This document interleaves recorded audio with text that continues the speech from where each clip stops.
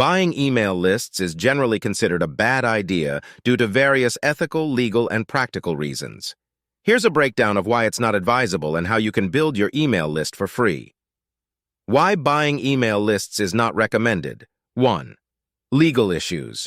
Purchased email lists often lack proper consent from recipients, which violates laws such as the CAN-SPAM Act in the United States or GDPR in the European Union. Sending emails to individuals without their explicit permission can result in legal consequences. 2. Poor quality. Purchased lists might contain outdated, incorrect, or fake email addresses. This leads to high bounce rates, damages sender reputation, and could get your emails marked as spam. 3.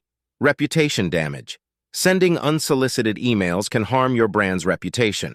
People may view your business as spammy or untrustworthy, impacting your credibility. 4. Low conversion rates. Even if you manage to send emails to purchased lists, the lack of prior engagement or interest means lower open rates, click-through rates, and conversions. How to build your email list for free. 1. Content offerings. Create valuable content, ebooks, guides, white papers, and offer them for free in exchange for email subscriptions on your website. 2. Newsletter sign-up. Include a simple and visible newsletter sign-up form on your website or blog, encouraging visitors to subscribe. 3. Social media engagement.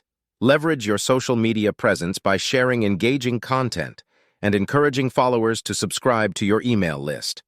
Building an organic email list takes time and effort, but it ensures that you have a quality audience genuinely interested in your content or offerings.